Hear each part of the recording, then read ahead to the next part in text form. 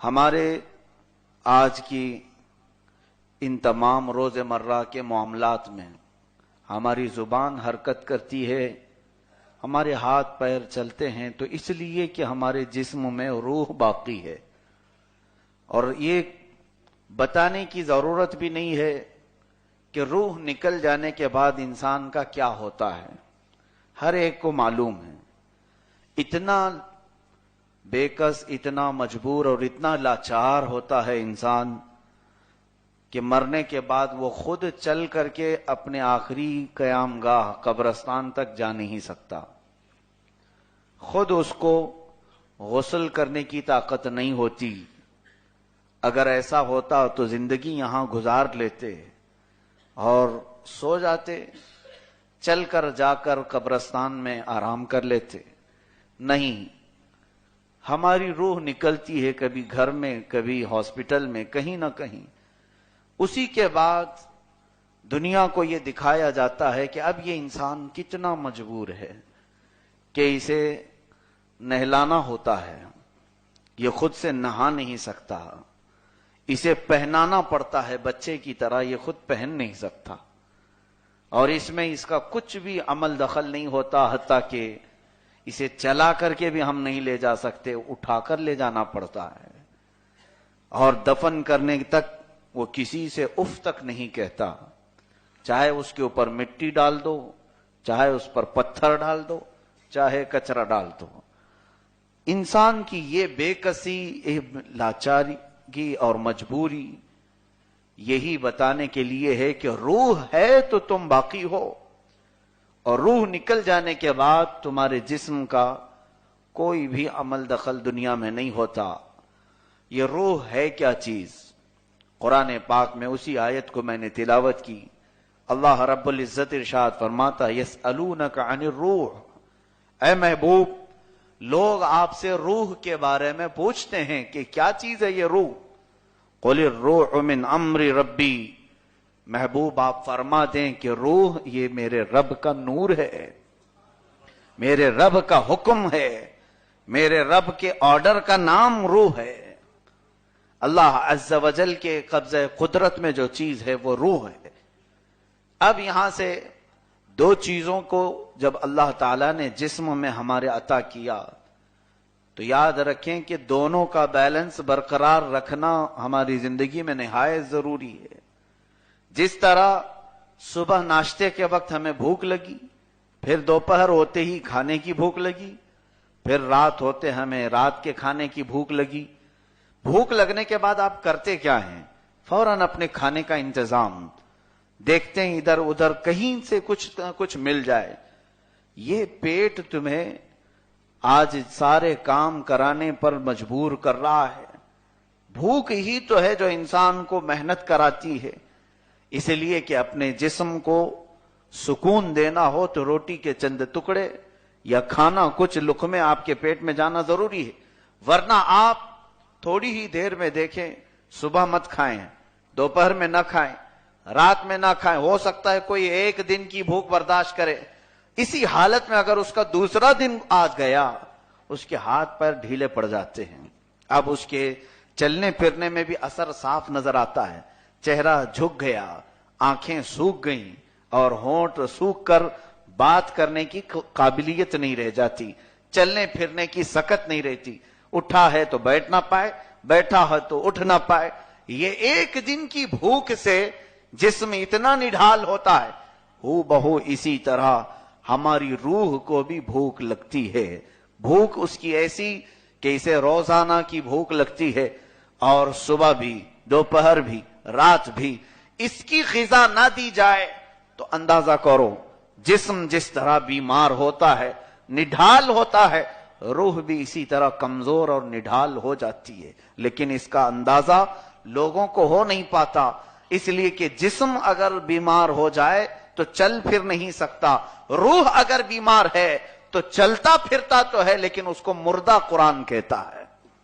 قرآن کہتا ہے وہ مردہ لوگوں میں سے ہیں۔ ایسے بہت سارے لوگ ہیں جنہوں نے اپنی روح کو غذا نہیں پہنچائی، جس کی بنیاد پر ان کی روح کمزور اتنی ہو گئی کہ وہ جیتے جی مردوں کی طرح ہے۔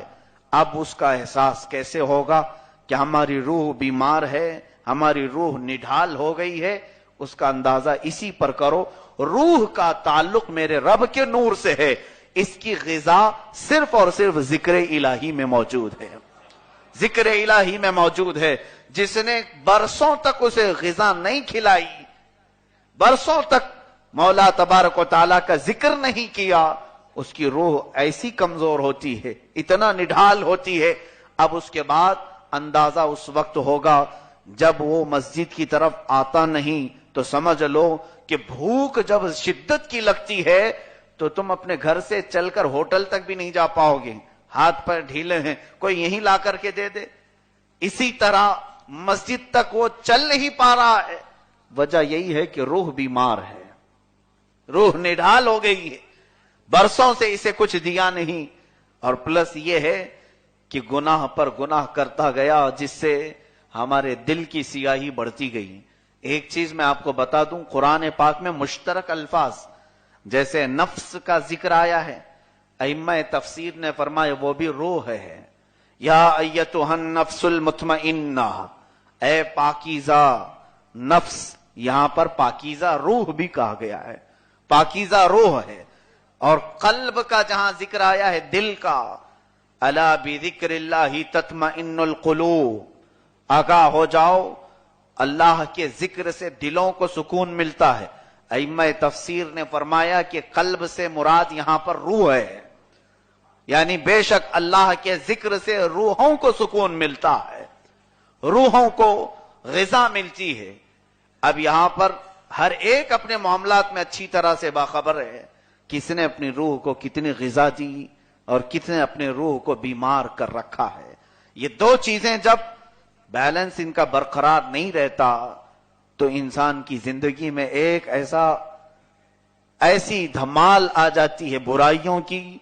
کہ پھر وہ گرتا چلا جاتا ہے، گرتا چلا جاتا ہے۔ آج یہی تو کیفیات ہے کہ ہم مادیات پر بھروسہ کر بیٹھے، ہماری روح طاقتور نہیں ہے۔ حضرت سیدنا غوث العظم دستگیر رضی اللہ تعالیٰ عنہ، شیخ عبد القادر جیلانی رضی اللہ تعالیٰ عنہ، آپ کے حالات میں آپ کے سامنے بتاؤں کہ آپ نے 40 سال ایسے مجاہدے کیے۔ فرماتے ہیں ایک انگور کے دانے سے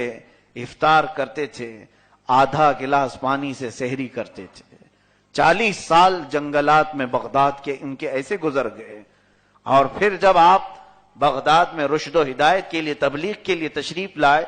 تو جسم آپ کا نہایت کمزور تھا، آپ کے گردن مبارک کی ہڈیاں بھی نظر آتی تھی، پتلی پتلی ٹانگیں ہیں، اور جسم نحیف و ناتواں۔ آپ کا جو حلیہ کتابوں میں لکھا گیا ہے، جسم بظاہر دیکھا جائے تو کمزور نظر آتا تھا، لیکن نام دیکھے محی الدین ہے، دین کو زندہ کرنے والا، دین کو زندہ کرنے والا۔ بلکہ دین کو زندہ تو کیا ہے، وہ پتلی پتلی ٹانگیں جس میں ہڈی نظر آئے، اگر کسی مردہ قبر پہ ٹھوکر لگ جائے تو مردہ زندہ ہو جائے۔ یہ کون سی طاقت ہے، یہ کون سی طاقت ہے؟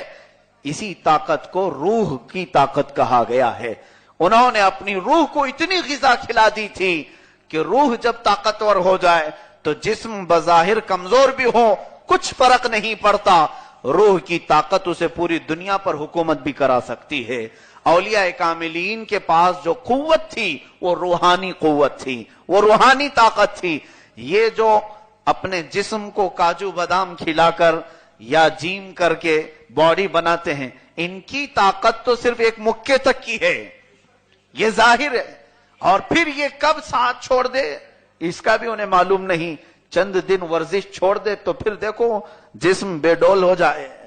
چند دن وہ اپنے ایکسرسائز چھوڑ دے پھر وہ جہاں کا تھا وہیں آ جائے،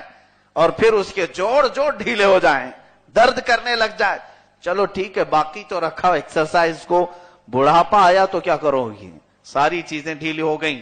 جوانی میں جو ہر ایک کو مکہ آزمائی کی دعوت دیتا تھا، پنجے دکھاتا تھا، بڑھاپے میں وہ ایسا مجبور نظر آتا ہے، اوائڈ کرتا ہے، کسی سے بھی جھگڑا نہیں کروں، کوئی مار نہ دے، طاقت ساتھ چھوڑ گئی۔ جو اپنے وقت کے رستم تھے اور بڑے بڑے پہلوان تھے، بستر پر آ کر پڑ گئے، لیکن جنہوں نے روحانی طاقت حاصل کی وہ موت کے منہ میں جانے تک انہیں کوئی ڈرا نہیں سکا، انہیں کوئی سامنے مقابلہ کرنے کی جرات نہ کر سکا۔